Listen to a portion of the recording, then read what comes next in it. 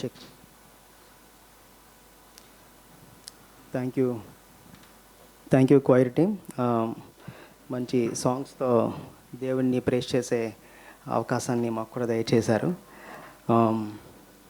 ఆరాధనలో పాటలు కూడా ఉండాలి, కానీ పాటలు మాత్రమే ఉంటే మనం బయట చూస్తున్నాం కదా, వర్షిప్ కాన్ఫరెన్స్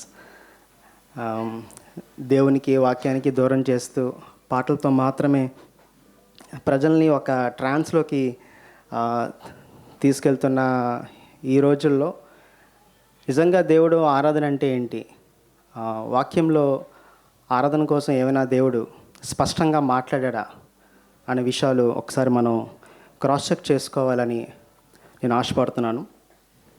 ఒక చిన్న అబ్బాయి పార్క్లో ఆడుకుంటున్నాడట చిన్న గోళీలతో.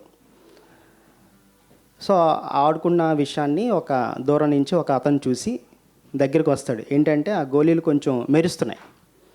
దగ్గరికి వచ్చి చూస్తే అవి గోళీలు కాదు, రంగురాళ్ళు అంటారు కదా, జెమ్స్, రత్నాలు లాంటివి అన్నమాట. అబ్బాయికి తెలియదు, ఆడుకుంటున్నాడు అనమాట. సో వెంటనే అతను అడుగుతాడు, బాబు నాకు అవి ఇస్తావా, నీకు డబ్బులు ఇస్తానని. ఆ అబ్బాయి లేదు నేను ఇవ్వను అంటున్నాడు. లేదు నీకు ఎంత కావాలంటే అంత ఇస్తాను, నాకు అవి ఇచ్చే అంటాడు. అబ్బాయికి వెంటనే ఒక థాట్ వస్తుంది, ఇవి ఏవో గోళీలు అనుకున్నాను కానీ అతను అంతలా అడుగుతున్నాడంటే ఎంతో విలువైనవేమో అని. ఒకసారి వెంటనే రివర్స్లో ఏం అడుగుతాడంటే, మీరు ఎంత ఇస్తారో చెప్పండి అని రివర్స్లో క్వశ్చన్ అడుగుతాడు. సో అతనికి వెంటనే సందిగ్ధంలో పడతాడు అన్నమాట.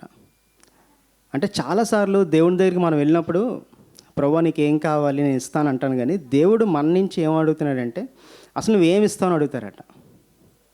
అది క్వాంటిటీ బట్టి కాదు, క్వాలిటీకి సంబంధించింది. అసలు నువ్వు ఏమిస్తావు అనే క్వశ్చన్ మన దగ్గరకు వచ్చినప్పటికీ నిజంగా దేవునికి అంత ప్రశస్తమైనది మనం ఇవ్వగలుగుతున్నావా? అబ్రహాం జీవితం మనం చూస్తే చాలా స్పష్టంగా చెప్తాడు, తన పనివాడితో నువ్వు ఇక్కడే ఉండు, నేను నా కుమారుడు పైకి వెళ్ళి దేవునికి మొక్కి మళ్ళీ తిరిగి వస్తామని. సో మొక్కి అనే మాటకి మూలార్థం సాష్టాంగపడి అంట. అంటే సాష్టాంగపడడం అంటే బహుశా చాలామందికి తెలియకపోవచ్చు, నేను అంతకుముందు వేరే ఫెయిత్లు ఉండేవాడిని కాబట్టి నాకు తెలుసు. సమర్పించుకోవడం అన్నమాట, విలువైనది. ఒకవేళ దేవుడు విలువైనది మన జీవితంలో ఏదైతే ఉందో అది అడిగితే మనం ఇవ్వడానికి రెడీగా ఉన్నామా? ఇది ఆరాధనలో భాగం కదా. జ్ఞానులు ప్రభువుని చూడడానికి వచ్చినప్పుడు ఆ బాలుని చూసి వాళ్ళు కూడా సాష్టాంగపడి మొక్కారట. బంగారము బోలము అన్నీ తెచ్చినప్పుడు విలువైనవి తెచ్చి ఇచ్చి వెళ్ళిపోయారు. చాలాసార్లు ఆరాధనకి మనకున్న ఒక మిస్కాన్సెప్షన్ ఏంటంటే, ఆరాధనకు వస్తే నాకు ఏదో జరుగుతుంది అంటే మనం రిటర్న్స్ అడుగుతాం, కానీ బైబిల్లో చెప్పట్లేదు. ఆరాధన అనేది అట్నుంచి రావడం కాదట, ఇట్నుంచి ఇవ్వడం అట. సమర్పించుకుంటూ మనస్ఫూర్తిగా ఇచ్చేదాన్ని ఆరాధనగా బైబిల్ చెప్తుంది. హేబేలు కయీని జీవితం కూడా మనం చూస్తే చరిత్రలో ఫస్ట్ టైము ఇద్దరు బ్రదర్స్ దేవుని దగ్గరికి గిఫ్ట్ పట్టుకొని వెళ్తారు. ఫస్ట్ టైం అన్నమాట. ఇద్దరు కూడా ది బెస్ట్ పట్టుకొని వెళ్తారు. సో దేవుడు మాత్రం ఒకరిని అంగీకరిస్తాడు, ఒక కానుకని అంగీకరించడు. ఇప్పుడు నా ప్రశ్న ఏంటంటే, దేవుడు అంగీకరించలేదు అని కయీన్తో చెప్పినప్పుడు కయీన్ ఎవరితో మళ్ళీ డీల్ చేసుకోవాలి, ఎవరితో సెట్ చేసుకోవాలి? దేవునితోనే కదా. నీ అర్పణ నేను అంగీకరించట్లేదు అన్న మాట అన్నప్పుడు అయ్యో ప్రభువా అని పశ్చాత్తాపడి మళ్ళీ అక్కడ సెట్ చేసుకోవాల్సింది ఎవరితోని? దేవునితోనే. కానీ అటువంటిది ఏమీ కనిపించదు. ఆ ఫ్రస్ట్రేషన్ అంతా తీసుకెళ్ళి క్లియర్గా ఉంటుంది అక్కడ, తన తమ్ముడిపై పడి చంపాడట. సో చాలాసార్లు దేవుడు మనల్ని సెట్ చేసుకోమని చెప్తున్నప్పుడు ఆ ఫ్రస్ట్రేషన్ మనం దేవుడితో సెట్ చేసుకోకుండా ఇంకోళ్ళ మీద చూపిస్తుంటాం. సో అక్కడ చేయవలసింది ఏంటి? కయీను పశ్చాత్తాపడి ఇద్దరు దేనికి వెళ్తారు? ఆరాధనకే వెళ్తారు.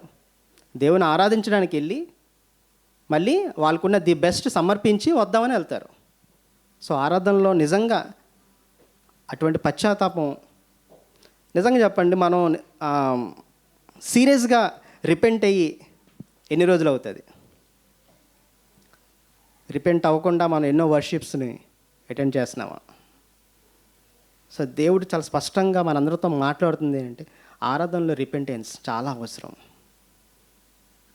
రిపెంటెన్స్ లేకుండా మనం ఎంత ప్రేస్ చేసినా, పాటలు పాడినా సరే అదంతా వ్యర్థమే కదా. సో కెయిన్ ఏబేల్ నుంచి మనం నేర్చుకోవాల్సింది అటువంటి శుద్ధ హృదయం మనకుందా? స్పష్టంగా నూతన నిబంధనలో రోమిలికి రాసిన పత్రికలో పౌలు చెప్తాడు 12వ అధ్యాయంలో ఏమని, కాబట్టి సహోదరులారా, పరిశుద్ధమును దేవునికి అనుకూలమైన సజీవ యాగంగా మీ శరీరమును ఆయనకు సమర్పించుకొనుడని దేవుని వాత్సల్యమును బట్టి మిమ్మల్ని బ్రతిమాలుకొనుచున్నాను. ఇట్టి సేవ మీకు యుక్తమైనది. సో ఎన్ఐవి వెర్షన్లో సేవ అనే దానికి వర్షిప్ అని ఉంటుంది. అంటే మనం దాన్ని ఎలా చదవాలంటే ఇటువంటి వర్షిప్ మీకు యుక్తమైనది. ఎటువంటి వర్షిప్ అట? మన శరీరాల్ని సజీవ యాగంగా, అంటే పాత నిబంధన యొక్క పిక్చర్ ఏంటంటే యాజకుడు బలిచ్చేటప్పుడు దాని మీద పెట్టి బలిస్తున్నప్పుడు దేవుడు దాన్ని స్వీకరిస్తాడు. ఇక్కడ ఆ బలి ప్లేస్లో ఎవరు ఉండాలట? మన శరీరాలు సజీవ యాగంగా ఉండాలి. సజీవ యాగం అంటే అది నిత్యము కూడా అది బలి అర్పణలోనే ఉండాలట. ఇదేదో వన్ డే ప్రాసెస్ కాదు, వన్ డే కాన్ఫరెన్స్ కాదు, ఇది లైఫ్ లాంగ్ ప్రాసెస్ అట. ప్రతిరోజు కూడా నీకు నువ్వు అర్పించుకోవాలి, సమర్పించుకోవాలి. అది దేవుడు నీ నుంచి నా నుంచి కోరుకుంటున్న నిజమైన ఆరాధన. ఎప్పుడైనా మనం ఆలోచించామా దేవుడు ఇచ్చిన ప్రతీది కూడా మళ్ళీ దేవుడికే వాడాలి అని? నీ బాడీలో ప్రతి పార్ట్ మీద కూడా ఆయన యొక్క స్టాంప్ ఉంటుంది. ప్రతి పార్ట్ మీద ఆయన యొక్క సిగ్నేచర్ ఉంటుంది. సిగ్నేచర్ స్టాంప్ ఉంది అంటే ఏంటి? కంప్లీట్లీ ఆయనకి చెందినవి. కానీ చాలాసార్లు మనం ఎలా బిహేవ్ చేస్తామంటే ఇది నాకు చెందినది అని బిహేవ్ చేస్తాం. సో ప్రతిరోజు మార్నింగ్ లెగ్గానే ఆ స్పృహలో మనం బ్రతుకుతున్నావా? నా కళ్ళు, లేకపోతే నా హ్యాండ్, నా బాడీ ఆయనకి చెందింది కాబట్టి ఆయన ఏం చెప్తే చెయ్యాలి అనే మార్గంలో వెళ్తున్నామా? లేకపోతే నాకు నచ్చింది నేను చేసినా పర్వాలేదు? క్లియర్గా చెప్తున్నారు ఎటువంటి సేవ అది. మనకి మన థాట్స్ కానీ, లేకపోతే మనం తీసుకున్న నిర్ణయాలు కానీ, మన జీవితం కానీ, మన లైఫ్ స్టైల్ కానీ ప్రతిదీ కూడా ఆయనకి సజీవయాగంగా అప్పగించాలట. అప్పగించినప్పుడు నిజంగా అది ఆయన ఇష్టపడే ఆరాధన అవుతుంది.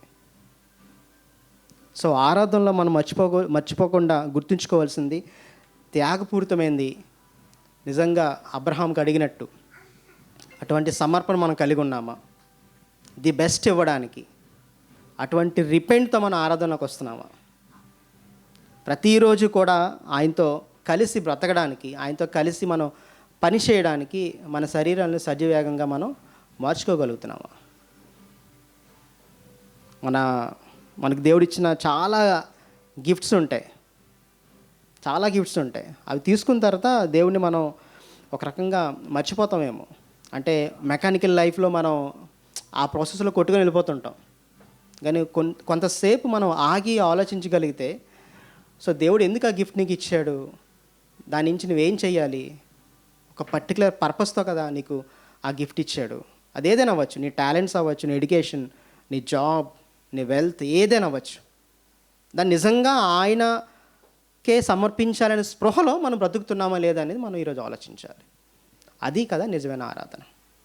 అది దేవుడు నీ నుంచి నా నుంచి కోరుకుంటున్న ట్రూత్, ఆ సత్యం. మన జీవితాలు నిజంగా దేవునికి అంగీకారంగా సజీవేగంగా మనం సమర్పించుకున్నట్టయితే ప్రపంచాన్ని మనం మార్చడానికి, ఆయన వైపు తిప్పడానికి మనల్ని కూడా దేవుడు మంచి సాధనలుగా వాడుకుంటాడు. నేను క్లోజ్ చేస్తున్నాను చిన్న ప్రార్థన చేసి. దేవానికి వందనాలు ప్రభా. ఎన్నో ఆరాధనల్ని మనం దాటుకొని పోతున్నాం. ఒక నిజమైన ఆరాధన మా జీవితాల్లో రిపెంటెన్స్తో స్టార్ట్ అవుతుందని, త్యాగపూరితంగా నీకు ఇవ్వడంలో స్టార్ట్ అవుతుందని. దేవా, మా శరీరాలు నీ సన్నిధిలో సజీవ యాగంగా పెట్టడం బట్టి స్టార్ట్ అవుతుందని మాతో మాట్లాడిందని బట్టి వందనాలు. ఇదిగో తండ్రి, మీ ఆరాధనకు వెళ్తుండగా నాయన ఆత్మతో సత్యంతో నేను ఆరాధించే భాగ్యాన్ని దయచేయండి. మీరు ఒక్కలా మహిమ పొందవలసిందిగా ఆయన మీ యొక్క సాక్షులుగా ఈ లోకంలో మమ్మల్ని వాడుకోవాల్సిందిగా, మాకు ఇచ్చిన ప్రతి ఒక్క టాలెంట్ని బట్టి మేము వందనాలు చెల్లించుకుంటూ వాటిని మళ్ళీ తిరిగి మీకు ఇచ్చేలాగా గొప్ప కృపను మాకు దయచేయవలసిందిగా ఈ ప్రార్థన యేసయ్య శక్తి గల నామంలో ప్రార్థించి వేడుకుంటున్నాం తండ్రి. ఆమేన్. I would request every one of you to please stand as we sing one song and offer our worship to God.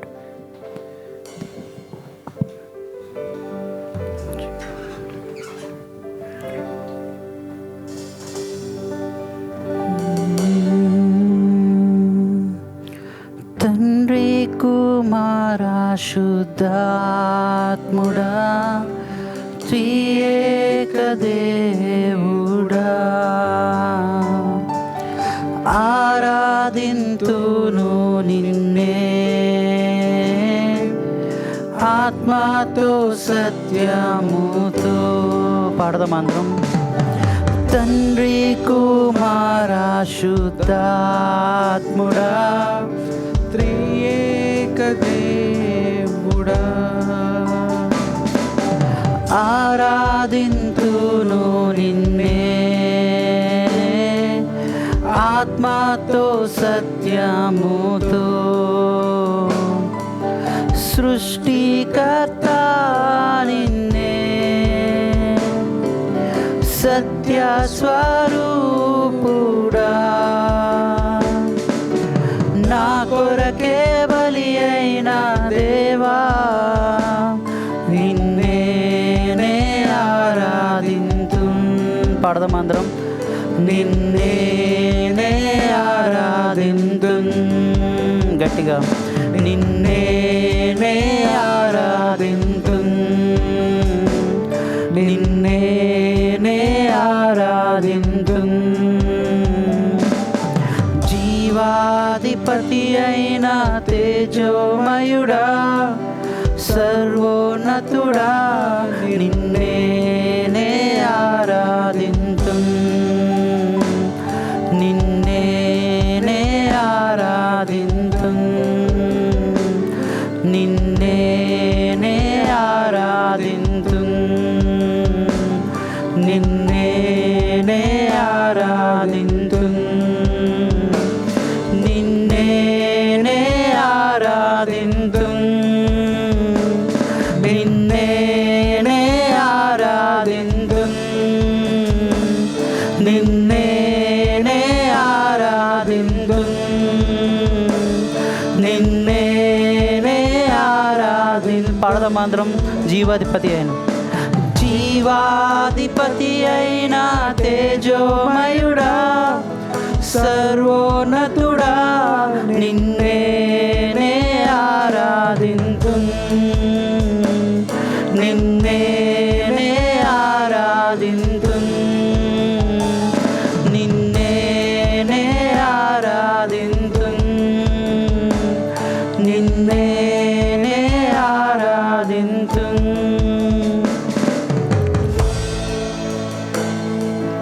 Let this time be a blessed time for all of us.